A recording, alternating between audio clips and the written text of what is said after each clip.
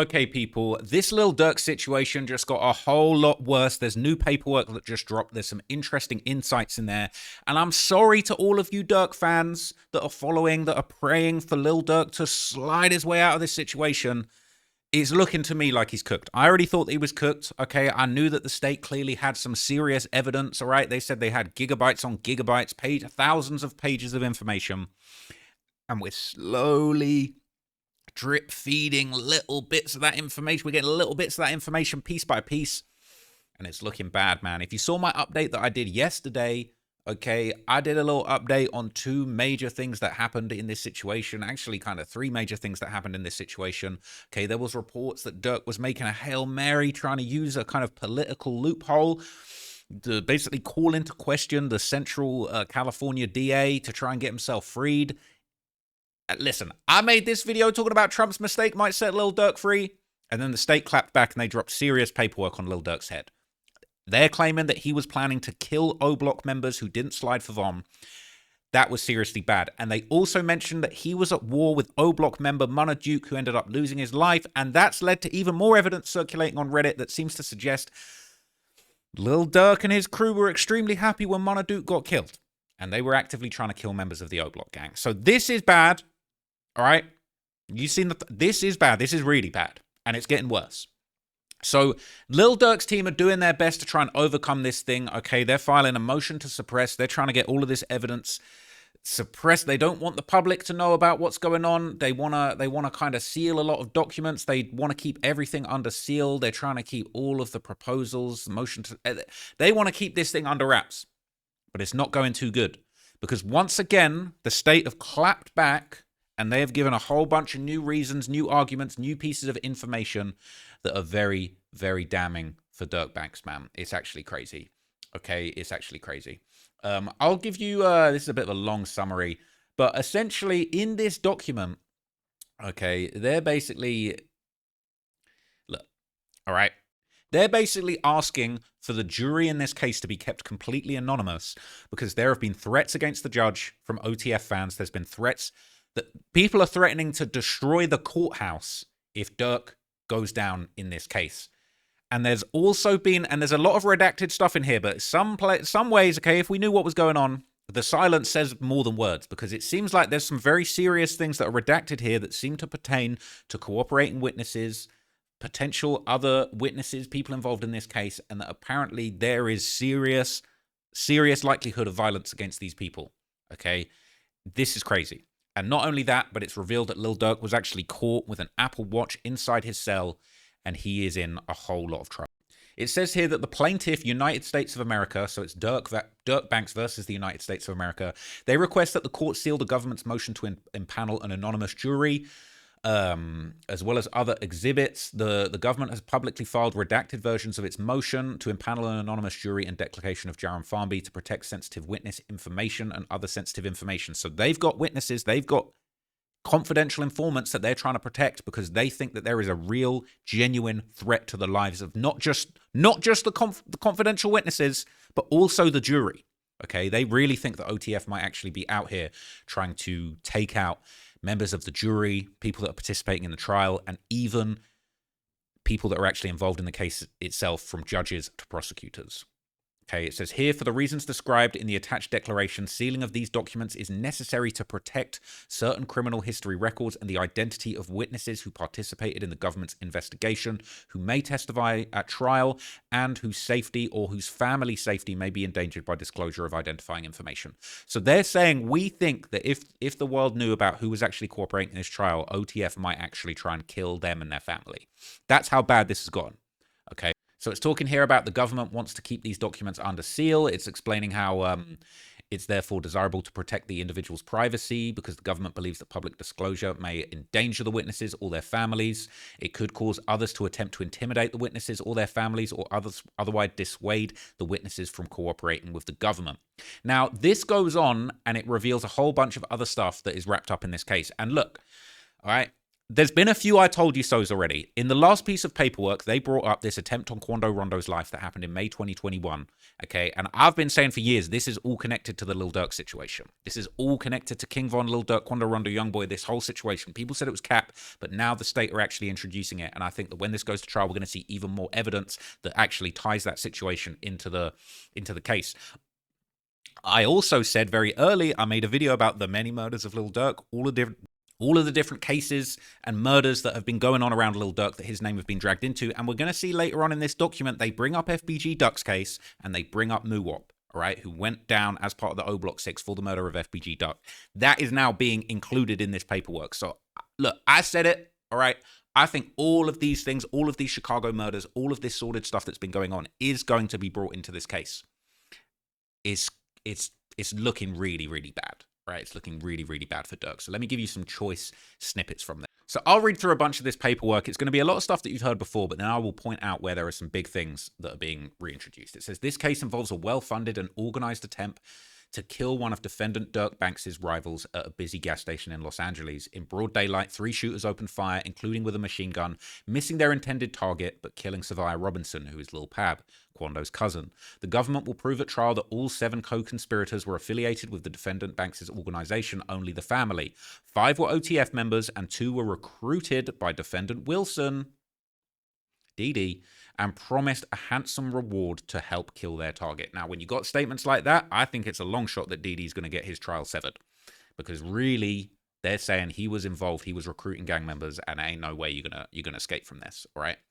This says, to ensure a fair trial and prevent improper attempts to influence jurors and to otherwise protect the judicial process, the government requests that the court order the impanelment of an anonymous jury. All factors the court must consider weigh heavily in favor of jury anonymity in this case. And we're going to start to hear about some of the crazy stuff that's been going on behind the scenes in the courthouse. First, the murder in this case was not an isolated act of violence committed by OTF or its members. In recent years, OTF members and associates have committed other brazen murders, assaults, and violent crimes. Second, as this court already emphasized, Lil Durk, the leader of OTF, uses his money, influence, and power to endanger individuals who he perceives as a threat. Defendants' vast resources, coupled with the expansive reach and violent nature of OTF, further justify additional safeguards to keep the jury free from intimidation and harassment. And this is crazy. It says, indeed, defendants' supporters have already threatened government officials to free Durk or face retribution, and the jury must be protected from similar misconduct. And we're going to break it down because there's going to be more information about that. Whether it's Durk's supporters, people that he actually knows from the streets, just wild, rabid Durk and OTF fans, but people have actually been threatening government officials, saying that they need to free Durk or else, and they need to protect the jury from anything like this happening. And there's a couple other names that are going to get brought up in this thing, man. And, you know, that's no disrespect, but there's a couple names, DJ Academics and DJ Vlad, they're going to be mentioned in this thing. It says, additionally, from its inception, this murder case has garnered an extreme amount of media attention that will increase as trial approaches. This case is therefore the precise circumstance where heightened measures are needed to secure the jury's safety and safeguard its fact-finding mission from improper influence. So it says here the government want to keep confidential information from which jurors' identity can be ascertained secret. Okay, they don't want to compromise the scope of information necessary for the trial, but, okay, the government is trying to just hide a bunch of this stuff because essentially it is so dangerous for you to even be a juror on this trial. Like, they really might try and take out the jurors. It says here that essentially it's giving case law here and explaining that it's the court's responsibility to protect jurors from improper influence as well as their safety. Okay, they have to do appropriate security measures to fulfill the responsibility of keeping the jury safe.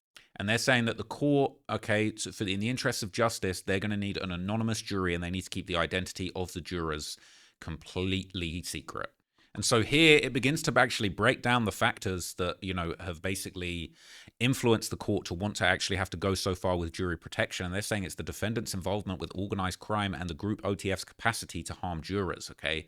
And it basically explains a whole bunch of backstory and exactly why they're not playing around with Durk. It says, as alleged in the second superseding indictment, defendant Banks is the leader of OTF, only the family. While OTF is in part a rap group, several of its members and associates have a history of extreme violence. And here is where the FBG Duck case gets brought up. And they're saying that Muwop, he's an associate of OTF, all right? It says that includes murder, Okay, members of OTF have a history of extreme violence, including murder. For example, in 2024, 6 members of the O Block Street Gang, including OTF associate Marcus Smart, aka Muwop, were convicted of racketeering offenses that included the murder of Chicago rapper Carlton Weekly, aka FBG Duck. Now it's wild that they're even including that at this point. They're saying federal murder for hire charges are also currently pending against 2 defendants who were allegedly motivated by to kill by OTF-linked payments. Now, I think that's a reference to the Stephon Mack case. They're basically saying we got federal murder for hire charges pending against 2 defendants who were allegedly motivated to kill OTF-linked payments. I honestly would not be surprised if they upgraded that and they put Lil Durk in that. Because if they can prove it and they're going to take him down for this, they're going to put everything on it. It says these murders and the other violent crimes committed by the defendants and other prominent OTF members show the compelling need for an anonymous jury in this case due to the strong link between OTF and organized violence. And here it talks about just how much influence Durk has over these OTF shooters. It says, just like the head of a typical street gang, defendant Durk exerts considerable influence over his associates while attempting to insulate himself from their street-level criminality. A seized audio message between 2 OTF associates demonstrates this hierarchy. In this message, a prominent OTF associate explains that when people call Durk for money, he gives out 500 to 600,000 to the streets. That's a lot of money, including funding his conspirators, sliders, which they're saying is slang for stolen cars used to commit crimes. I thought that was strikers. I thought sliders was the guys that hop in the strikers and commit the crimes. But hey, who knows, man? Maybe the feds need me to come on board. But anyway, it says the associate describes how Durk controls and influences their operations, that Durk wants to know who's in charge of what first, and that's how he wants stuff done. He wants it done right. He wants people to get sliders and stuff like that for sure, but he wants people to know what's going on so it can be real structured. So it can be a real structured situation. Blood, not no more little boy stuff. Here's the thing. You've got to be careful. People aren't realizing what this actually means. Okay? This is a voice message, okay, an audio clip that they've seized between 2 OTF associates. If they've got this recorded voice message, they are going to have a whole bunch of other stuff. So they've got people on the phone sending voice messages saying outright that Durk wants to know who's in charge of what. That's how he wants stuff done. He's the one who wants things done. He's the one controlling things that are going on. That's what they're gleaning from these voice messages. So for anybody saying, Durk innocent, they ain't got no, what evidence have they even got on him? Bro, they've got these voice notes where they're saying Durk is in charge and he wants things done a certain way. He wants people to do things. He wants people to know what's going on. He wants to structure the situation. It's not no more little boy stuff. He's the one in charge of it. So you're saying, what evidence have they got? That's just a tiny snippet of what they've got.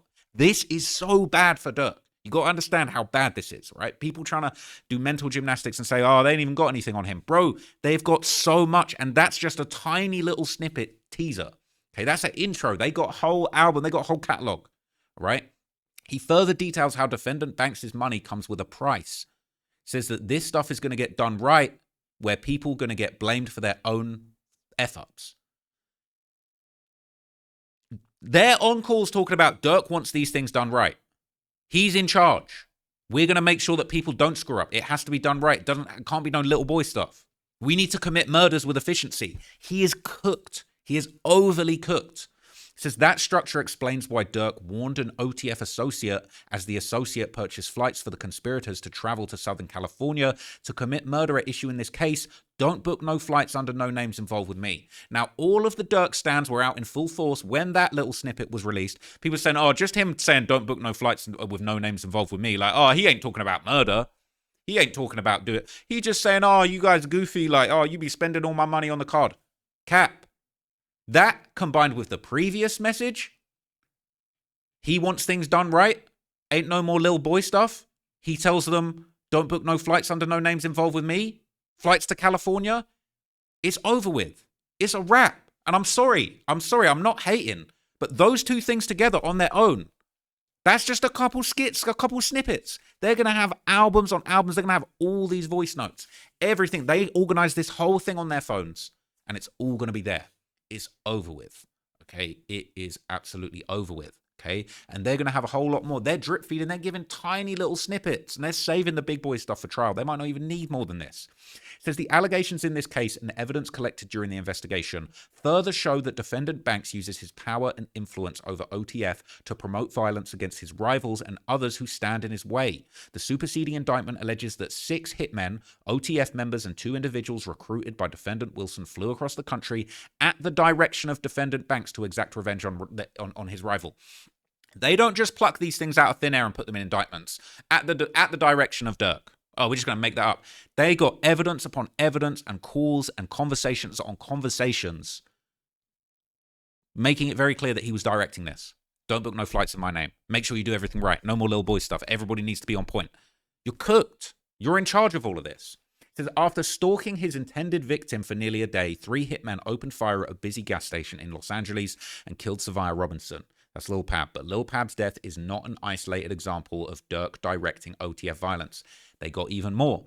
And now they bring up case law, and they're talking about the Mexican mafia structure and explaining how in other cases where they were dealing with the Mexican mafia, the gang had numerous associates who aspired to become members and were willing to commit crimes on the Mexican mafia's behalf in hopes of attaining membership.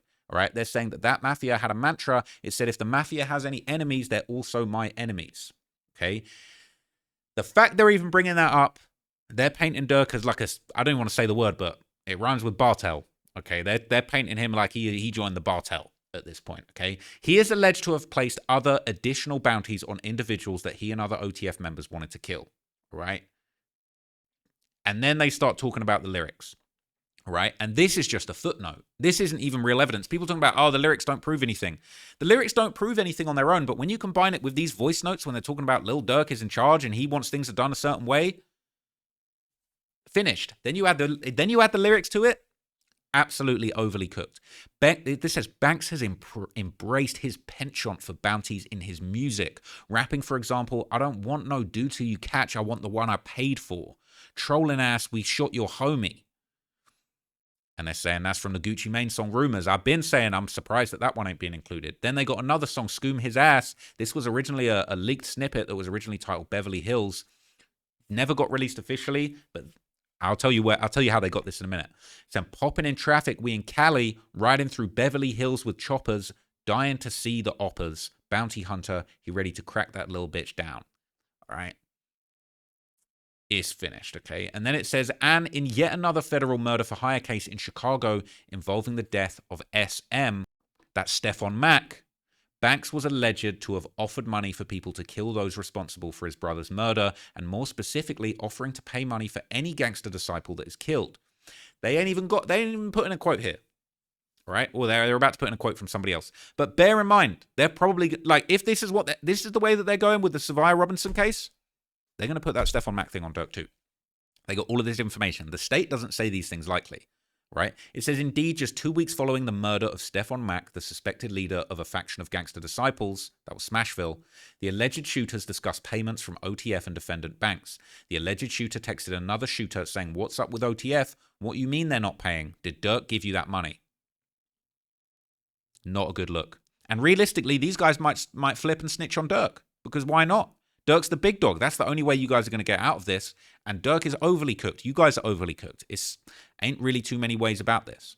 It says, moreover, defendant Banks has threatened to unleash his OTF associates to stalk and hunt his rivals. For example, in a seized text message thread between defendant Banks and other OTF associates, including DD, Banks boasts about threatening a rival, telling him, I got them hunting you up.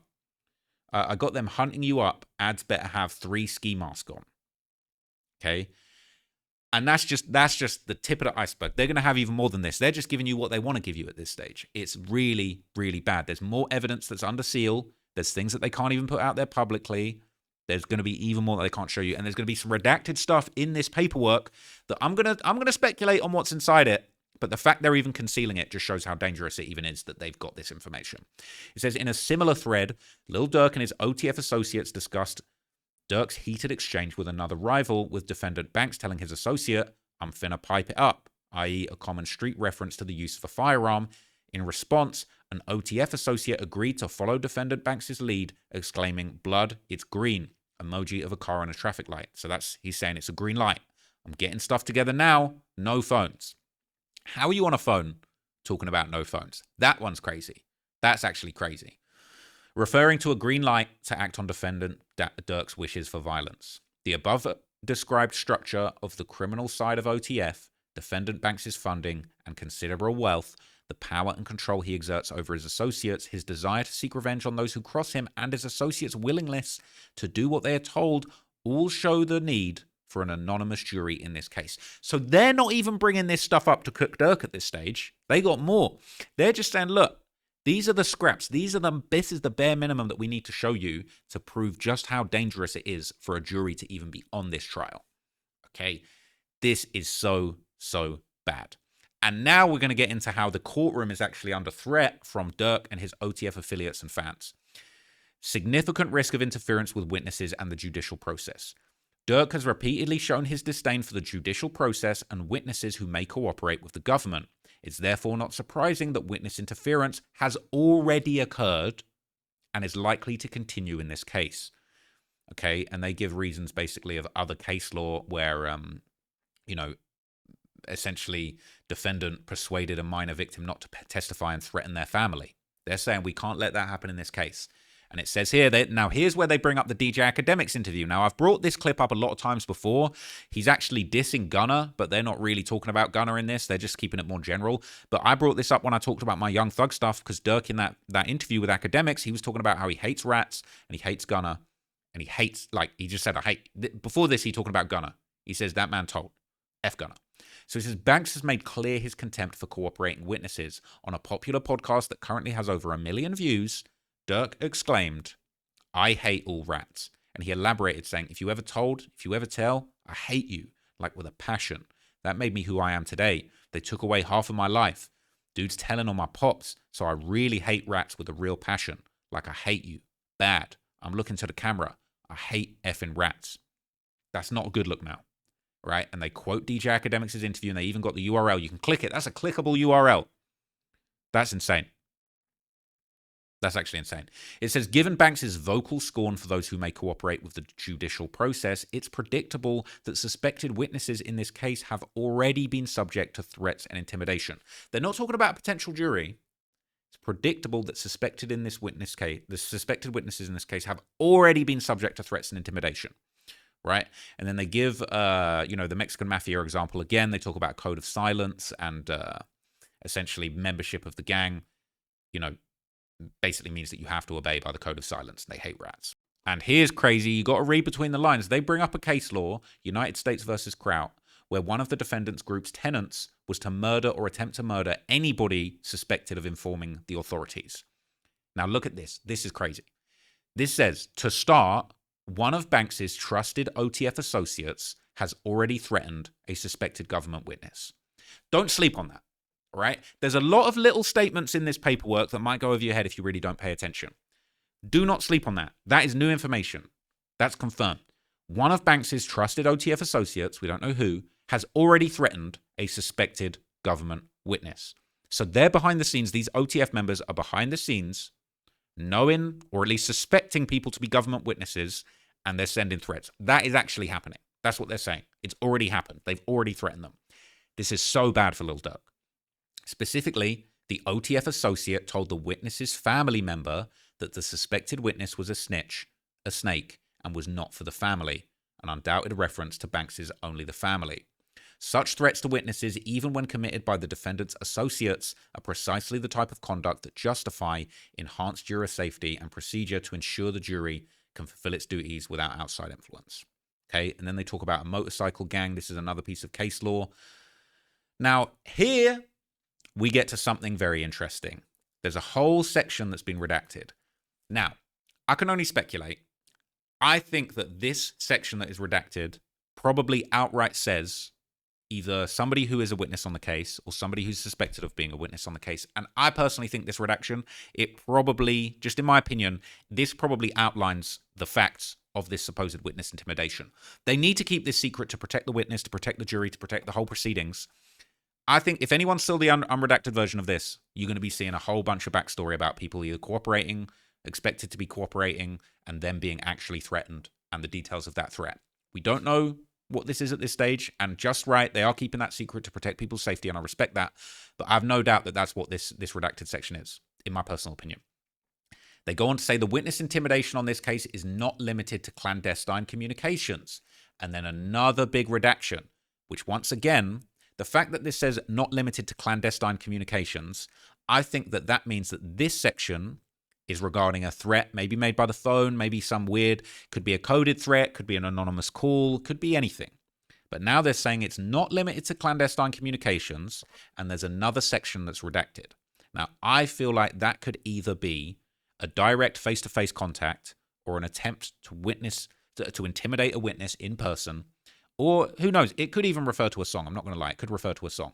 Okay. What's interesting is this has got citations, citation 6 and citation 7. So whatever this is about, they have a link to something external. This could be more song lyrics, but I don't think they would redact that. The only reason they would redact something is if it went public, it would actually risk somebody's safety. So I don't think this is song lyrics, but whatever this is, okay, this is redacted and the source is redacted. So all of that is excluded. We don't know what that is. And then it goes on and there is another redaction here. The public speculation about potential witnesses has already had significant consequences. Now, in my opinion, this is just my opinion, I feel like some or all of this might have something to do with OTF Jam. There's been all of these theories about this guy, OTF Jam, allegedly being an informant. This hasn't been proven. I've talked about it previously. There's been a lot of speculation. There's been denials. We don't know. But here's what's interesting. The public speculation about witnesses has already had significant consequences. And then a big section, which is under number 8, is redacted. In my opinion, this could well relate to that. It could relate to Jam. It could relate to somebody else. Somebody that the public are speculating to be a cooperant. They've suffered consequences. I don't know if this could be an attempt on their life. It could be, media that's trying to expose them. It could be threats against their life. But this says significant consequences. So this isn't just mean words and tweets and people being nasty. This says significant consequences in the real world. So it's likely that this is something serious where somebody that is suspected of being a witness, perhaps they're not even the real witness, but they have actually suffered a real life consequence. Okay? Now, what's interesting is that I think that based on the next sentence, we could probably work out that some part of this redacted section is something to do with basically people publicly threatening people that it could be Jam, could be other people threatening them. Because the next sentence says, such public mention of reprisal against suspected witnesses shows the reasonable inference that a jury may fear that their identities could be disclosed online, exposing them to threats from individuals who are not even directly associated with the defendant. Now, that makes me think that this section is about some kind of public statement. Could be tweets, could be lyrics, could be anything, but it says such public mention of reprisal. This has got to have something to do with that, but we don't know what it is. Could be threats against the proceedings, the judge, the courthouse, and we're going to get to some of that in a bit. But the fact that this is redacted means that it must be sensitive information, right? And all of that's redacted. So it goes on to give other examples of case law of how they need to protect the jury and protect the proceedings and things. But once again, it goes on to point the finger at Durk. It says, Defendant Banks has also shown a repeated disrespect and willingness to impede the judicial process. Now, this is the big news that's broken out today. Despite admonishments from 2 courts about phone violations at the LA MDC, Defendant Banks has escalated his defiance of BOP rules that keep witnesses and others safe. In late August 2025, BOP officials seized an Apple Watch with cellular capability from Durk. Even more troubling is Banks' conduct after he was caught. Rather than accept responsibility for this violation, the defendant allegedly obstructed the investigation, attempting to damage and or destroy the communications device. So they're saying they found him with an Apple Watch, and he tried to destroy and wreck the Apple Watch to try and get rid of the evidence, to try and prevent anybody seeing what he was doing on that Apple Watch, what communications that he was making. And it says, Defendant Banks flouting the rules is all the more concerning here. Given the previous judicial admonishments and the nature of his latest offense, possession and destruction of a device that could be used to have unmonitored communication with witnesses or those who may intimidate witnesses or take steps to alter their testimony. Indeed, the government continues to investigate Banks' possession and use of the communications device. So they're trying to crack that Apple Watch, and they're trying to find what was going on. They've already found data. It says initial data associated with the serial number of the watch shows that the device was purchased on May the 26th, 2025 and was activated the next day. All right. This is so bad. Whatever he was doing on that phone, I think it's likely they'll be able to get it. Could be in the iCloud, could be the watch itself. Who knows? But this is all really bad for Durk. Now, it goes on to say that the likelihood is that if Durk is convicted and the other defendants are convicted, they'll be getting a lengthy incarceration. And it's another reason to try and protect the jury in an effort to influence the outcome of the trial, because he's cooked and he's going to go down bad. It's going to be a seriously bad sentence if he actually goes down for this, which the likelihood, in my opinion, is it's looking more and more likely when we're seeing more and more evidence come out. It also says the extensive and continuous national publicity in this case further requires jury anonymity. It basically says the likelihood, and it's not even likelihood, it's already getting huge. I'm making a video about this now that's going to probably do some, you know what I'm saying? It's going to get some reach. The likelihood of extensive publicity and the risk that jurors' names will become public is substantial here. The mere possibility of media attention was sufficient for the Ninth Circuit to find that this factor was met. The case has attracted significant media attention since defendants were arrested, and the coverage would unquestionably increase as the trial date approaches. National news has extensively covered each step of the case, including defendant's arrest and defendant Banks's detention hearings, even routine and mundane filings like the latest stipulation to continue the trial. The case has also received substantial attention on social media, including in-depth analysis of the case by legal channels. Right? Legal channels. They're talking about the Law and Crime Network. I was thinking they might mention your boy Trap Law Ross, but I don't think I'm really on the Fed's radar like that, thankfully. But anyway, they're basically saying that all these channels are covering it. It's already getting huge publicity. And it says defendant Banks has also chosen to further publicize the case by having defense counsel participate in interviews. And I hate to say it, man, but they brought up my guy DJ Vlad. Citation 13, e.g. DJ Vlad, Lil Durk's lawyer Drew Findling breaks down his murder for hire and Fed case. Now, look, people want to call Vlad the Feds all the time. This don't make Vlad the Feds, all right? Vlad is doing an interview with Durk's lawyer. Now, Durk's lawyer realistically probably shouldn't be doing that stuff. He's actually causing problems. That's Durk's lawyer's fault. That's not Vlad's fault, okay? Drew Findling seems like an interesting character. He's got a lot to say. Absolutely should be interviewing people like that. But this isn't helping, okay? Drew Findling might be feeling like, kind of slipped up there and made this worse, okay? And it's not just him appearing in the interview, but it's what he's saying. It says, and by using defendant Banks' social media account with over 15 million followers, so they're basically saying that is in regards to actually the promotion of the interview itself, pushing to 15 million followers and falsely claiming that the government is using this matter, this murder case, to criminalize the defendant for his creativity and art. Now, I talked a lot about this in the Young Thug trial. I said that it was absolutely outrageous when everybody, Kevin Lyles, all of these guys from the labels, tried to come out and say, you guys, we need to protect black art. You're criminalizing black art. I think that is so disrespectful and such a disservice to all of the amazing creative black artists who haven't caught murder cases, who haven't caught RICO cases, who don't do damage to the community like some of these other people have been accused of. It is such a disservice to black artists that don't cause any problems, don't catch any cases, don't deal with any of this nonsense to try and basically say, oh, you know, someone like Young Thug and Lil Durk, they're just creating art, they're being criminalized, it's racist. No, there's real things going on in the streets. They're making songs about it. They're making threats in their music. They're using the music as a battle cry to get real gang members to rally around real crimes and commit murders. All right? All of that should have ducked. You guys are using music to mobilize gang members and to mock the deaths that have been caused by the gang violence. So it's a massive disservice to actually try and lump in the whole black community with this. It's arguably kind of even slightly racist, perhaps, because realistically, J. Cole, first-person shooter, he didn't catch a RICO case. He didn't catch no case. They didn't criminalize his art because there was no criminality going on, okay? So that's one that kind of grinds my gears. Yeah, I know as a Caucasian male, maybe I'm not supposed to have these kind of opinions, but I do find it quite disingenuous because there is...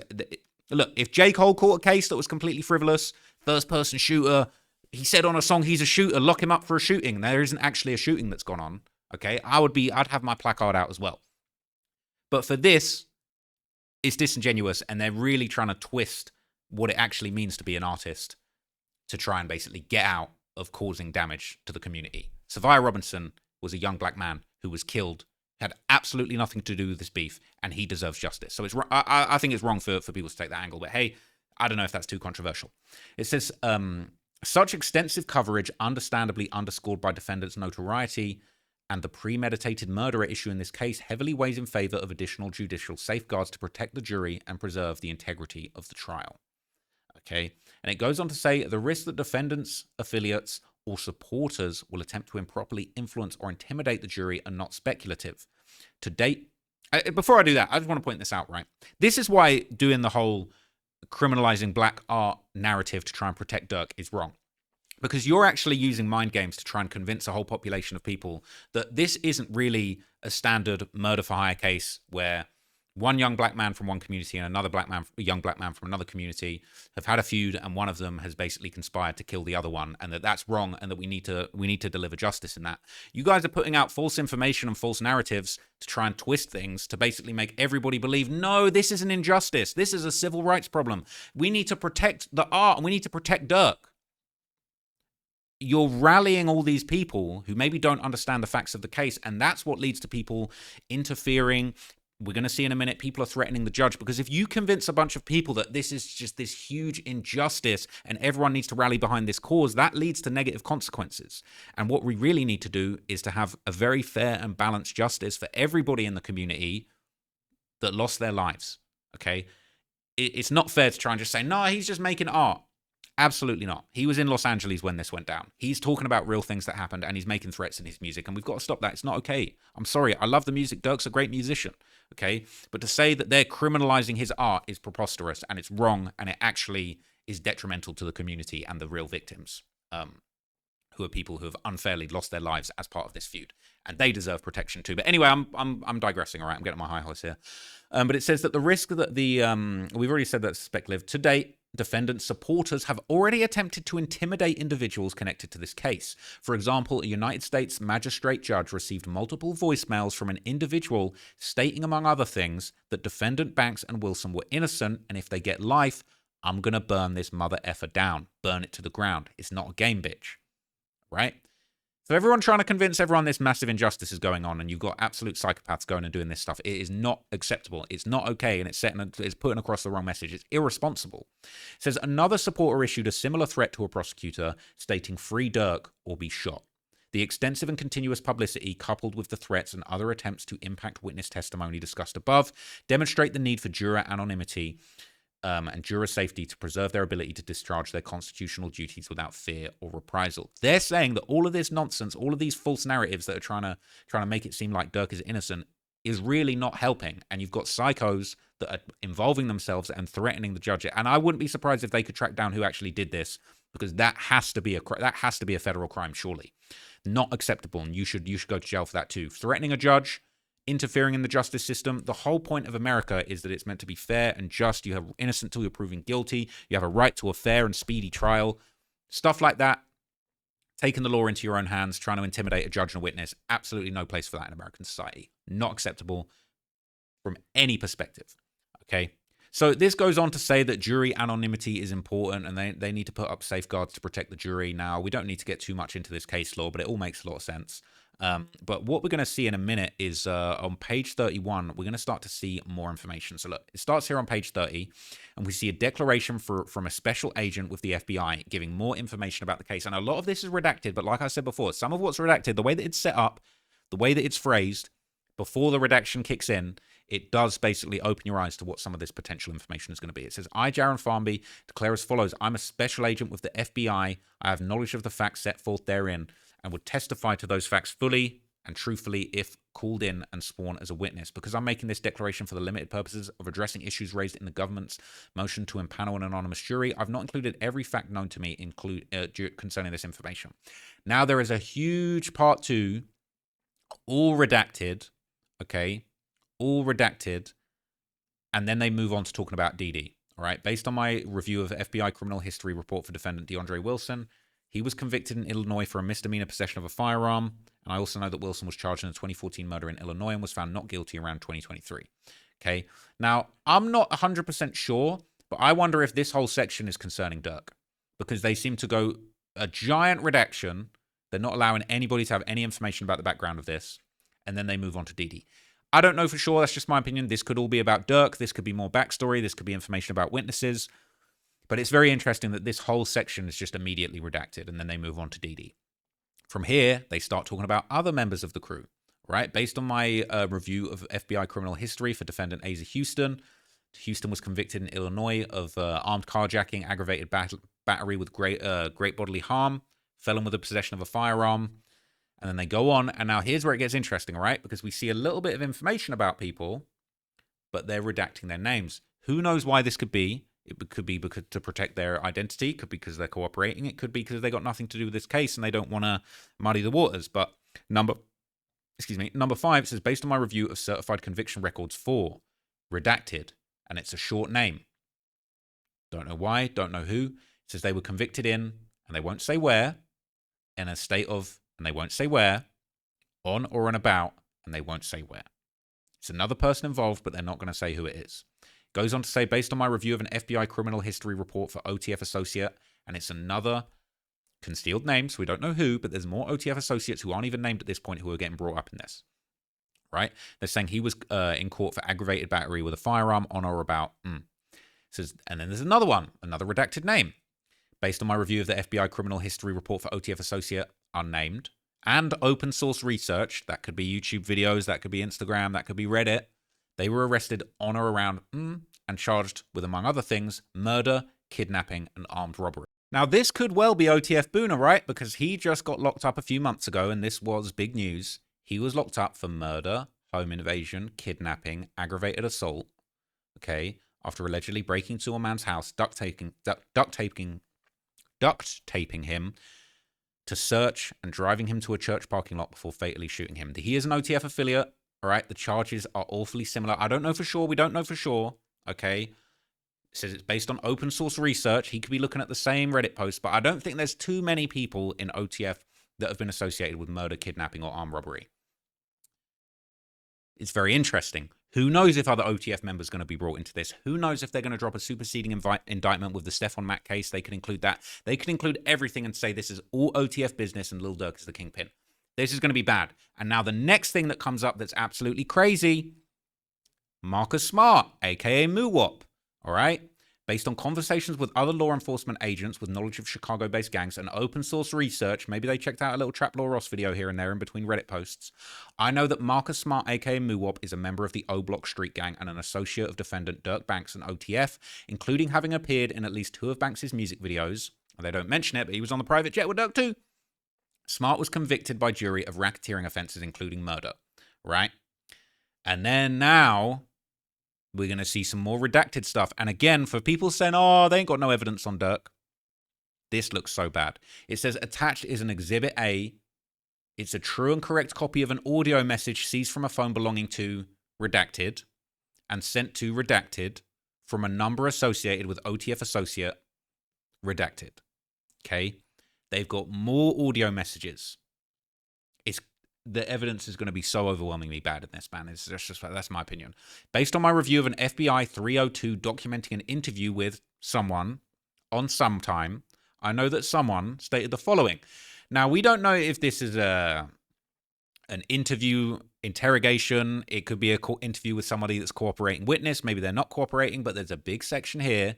Somebody told them something that was so important, so dangerous, so threatening to the jury or to the integrity of these proceedings, they've redacted it. Huge section redacted there. Entirety of section 11 redacted too. Whoever this is concerning, it's serious, it's top secret. So who knows? But again, these big chunks, we're already seeing evidence that's being revealed to us in this document. We're already seeing such damning evidence, and they've got even more stuff that's so sensitive you can't even look at it. This is just such bad news for Durk. Okay, and it's basically saying Exhibit B under seal is a true and correct copy of a report from the Bureau of Prisons documenting defendant Banks' possession of the Apple Watch. So it's under seal. We haven't got the full report of it, but essentially they're saying that they've got in this paperwork the official, write-ups from what happened in the jail, everything that happened. We've already covered that. And they're basically going on to say they've also reviewed an FBI report about the recordings of voicemails left on a Central District of California Magistrate Judge's Chambers line on February 22, where the individual states that defendant Banks and Wilson are innocent and that if they get life, I'm going to burn this MF down to the ground. It's not a game. Okay?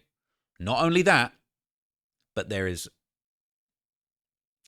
United States attorneys, right, says, based on my involvement in the investigation and review of relevant reports, I know that in April 2025, an attorney received a phone call on his desk line from an unknown male caller who made threats to them directly, which caused them to begin recording the call. During the call, the unknown male stated, "Free Durk, or we're going to shoot that MF up." And they said, "Shoot up who?" To which the caller said, "Shit, your ass." Whoever made that call needs to be in jail. I'm sorry. Whoever made that call needs to be in jail too. Now you've got fans. I don't know if they're fans, OTF members, affiliate, whoever. These people need to be in jail too. It's not acceptable in a civilized society. And then we've got Exhibit A, audio file, which we can't hear. Exhibit B, which is under seal. But this is so bad. Okay. Lil Durk is in so much trouble. We thought it was bad already. Federal murder for hire charges. But now we're seeing snippets of the evidence coming out.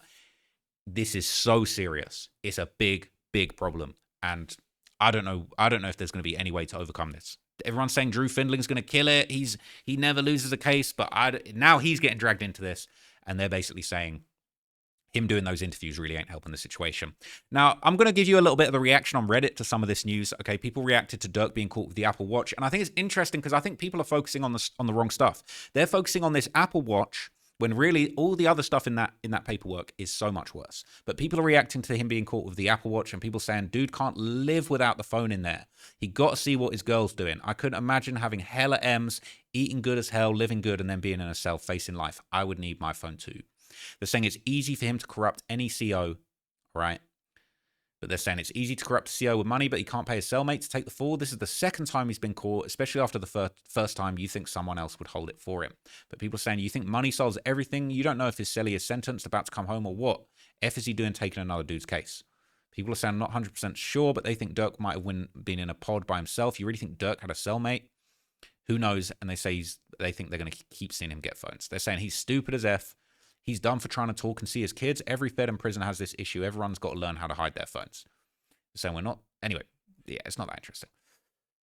So a lot of people are saying it's crazy that Booney Mo has been dragged into this. Not only that, but they're saying it's actually crazy that he was the one that had to slide because other people wouldn't. They're saying it's crazy how their big homie Booney Mo had to get in them cars because these suckers aren't standing on stuff. Free Durk, free Booney. Okay, they're saying I see why Durk. That's the only dude I call big bro because dudes really know what he signed up for. Still sliding on some NLMBG slim stuff. Okay. They're saying dudes thought that we was lying when I said that O-Block wasn't involved in Cash's murder, only Tay-Town. And the FBG Cash murder, a lot of people have been believing that's going to get wrapped up in this too. I'm not going to lie. I feel like that's eventually going to get solved as well. They're saying that O is really sad as hell in real life. They should have went over and above with the stuff that King Von did for them. I could not respect Duke for getting with another dude's baby mum when there was more serious stuff to deal with. Okay. People are saying, I ain't even mad at Durk for this. He's right. O-Block not riding for Von is bogus. And I only really mess with Von and Durk like that. They're saying, no wonder Booney Mo sucks at rapping. Most dudes are really in the streets. They can't rap for nothing. Okay. So yeah, it is bad. All right. And it's only getting worse from here.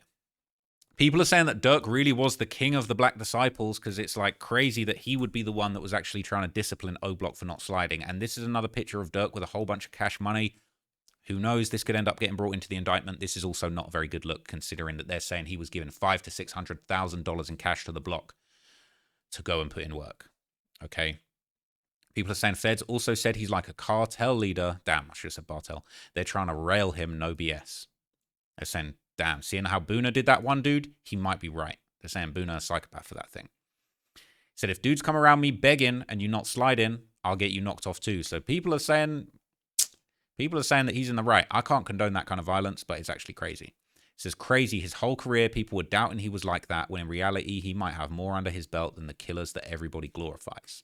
I've been saying that. Right? Not a king, but a chief or a governor or something for sure. They're saying he's going to end up... I ain't going to read that, man. A lot of people have been saying, who was it? Which one of you dudes told a federal prosecutor free Durk or get shot? You are not helping Durk for real. People are saying fans are really some a-holes because I know no real homie did that. None of this helps Durk, all right? I think the wise choice is to say free Smirk, all right? Yeah, we can't condone that. That is actually crazy. People have been reacting to that. People are just stunned in disbelief that actually Durk fans would really send threats to the judges. They're saying it's got to be some random fans. It's bold as hell sending threats to federal judges and attorneys, okay? Yeah, it's bad, okay? And people are desperate for an excuse for Durk. This kind of addresses some of the stuff that I said earlier. People saying, not going to lie, aside from the OTF members putting things on Durk's name when he told them not to, what else evidence did they got on Durk where people are saying he isn't coming home? Well, you can rewind the video and go and watch all of that because it is absolute nonsense to say, what have they even got on him? They have absolutely loads on him. It is not looking good. It says, go do your homework on the FBI, little bro. They ain't picked this man up for no reason.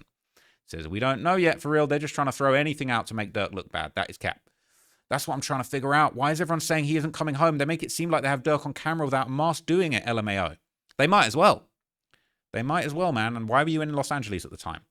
People are really trying to cope. They're saying government has shown nothing concrete. Everything so far has been circumstantial. It has nothing to do with the actual murder for hire plot that killed Pap. It says the feds will never show evidence before a trial. You probably thought they ain't have nothing on O Block 2, right? It's facts.